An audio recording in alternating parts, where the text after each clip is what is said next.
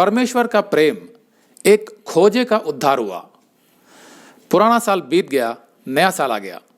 एक साल जाता है, दूसरा साल आता है और यही रीत चलती रहती है।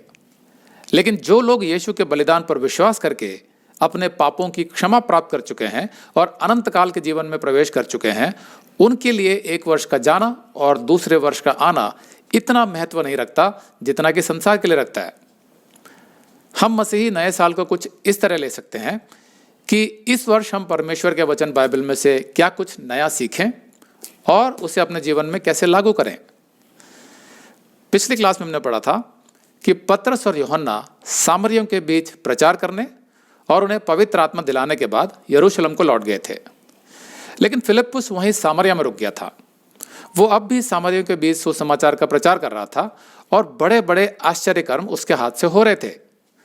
तो हम कह सकते हैं कि कुल मिलाकर उसकी सेवकाई सामरिया में बहुत सफल थी और फल फूल रही थी।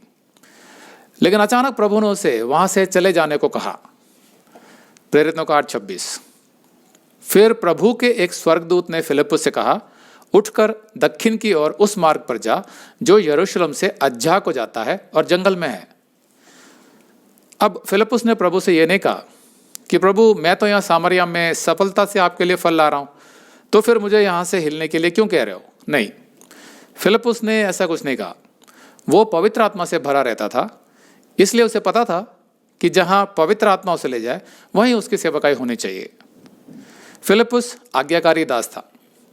देखिए, परमेश्वर की सेवकाई हमारे जीवन का मुख्य उद्देश्य है, लेकिन परमेश्वर के कार्य को परमेश्वर के निर्देश और परमेश्वर के समय के आधार पर करना और भी महत्वपूर्ण है। तभी हम परमेश्वर का उद्देश्य पूरा कर पाएंगे, नहीं तो हम अपना ही कोई उद्देश्य पूरा कर रहे होंगे। ये जरूरी नहीं कि हम हमेशा परमेश्वर की योजना पूरी तरह समझ आ जाए, लेकिन हम भरोसा रख सकते हैं कि परमेश्वर की योजना ही उसके कार्य को प्रभावशाली ढंग से कर सकती है, हमारी योजना नहीं। फिलिप्पुस ने न केवल एक विश्वास योग्य प्रचारक के रूप में काम किया, बल्कि वो एक आज्ञाकारी कार्यकर्ता भी था। आगे हम देखेंगे कि परमेश्वर का आदेश मानते हुए फिलिप्पुस सामरिया की बड़ी भीड़ को छोड़कर एक रेगिस्तानी सड़क पर यात्रा करने के लिए निकल पड़ा। अब यहां से हम देखेंगे कि कैसे यीशु का सुसमाचार इज़राइल और फलस्तीन की सीमाओं से निकलकर अन्य देशों में जाने लगा, यीशु के स्वर्गारोहण के तुरंत बाद। साथ में हम ये भी देखेंगे कि जो लोग सच्चे परमेश्वर की खोज में रहते हैं, चाहे वो स्त्री हो, पुरुष हो, किन्नर हो यानी खोजा, या फिर बच्चे या जवान, उनके पास परमेश्वर अपना संदेश पहुंचा ही देता है किसी न किसी माध्यम से। 27।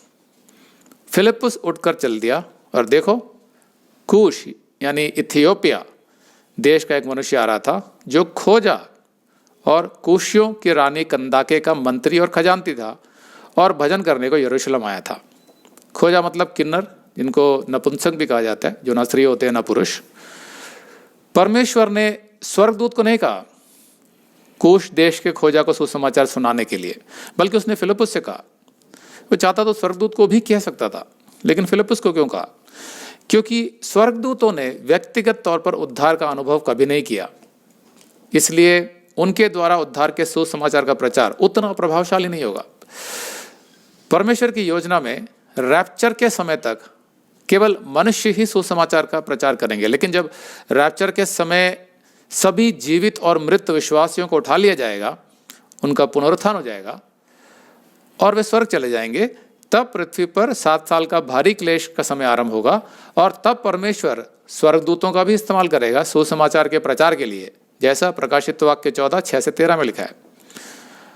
अगर आप ये संदेश पूरा देखना चाहते हैं तो आप इसे हमारे वेबसाइट hindiBiblestudy.com पर देख सकते हैं।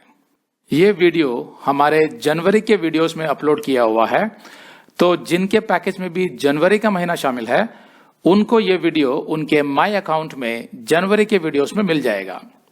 अगर आप हमारे वीडियो फोन पर देख रहे हैं तो अच्छी स्पीड के लिए कृपया गूगल क्रोम या मोजिला फायरफॉक्स ब्राउजर इस्तेमाल करें। तो इनको डाउनलोड करने के लिए आप प्ले स्टोर में जाएं और ऊपर गूगल क्रोम टाइप करें, फिर आप गूगल क्रोम ब्राउजर पर क्लिक करें और उसे इंस्टॉल करें। ये एकदम फ्री है।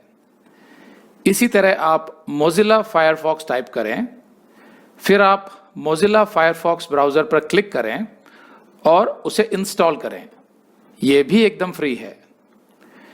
इसके बाद आप गूगल क्रोम ब्राउज़र को क्लिक करके उसे खोलें और उसमें hindibiblesteady.com टाइप करें, मतलब पूरा hindibiblesteady.com एक साथ बिना किसी गैप के। तब हमारा वेबसाइट गूगल क्रोम में खुल जाएगा और आपके वीडियोस अच्छे से चलेंगे। इसी तरह आप मोजिला फायरफॉक्स ब्राउज़र भी क्लिक कर सकते हैं और उसमें भी बिना गैप के hindibiblesteady.com टाइप कर सकते हैं। उसमें भी हमारे वीडियोस बिल्कुल आराम से चलेंगे। इसके अलावा अगर आप चाहें तो बेहतर स्पीड के लिए आप वीडियो के नीचे बने प्ले बार पर सेटिंग्स का चिन्ह दबाकर 240p 240p सेलेक्ट कर सकते हैं, जिससे आपका बहुत ही कम डेटा खर्च होगा। 240 सेलेक्ट करने के बाद आप वीडियो के बाहर कहीं भी क्लिक कर दीजिए, फिर वीडियो को पीछे ले जाकर शुरू से देखिए।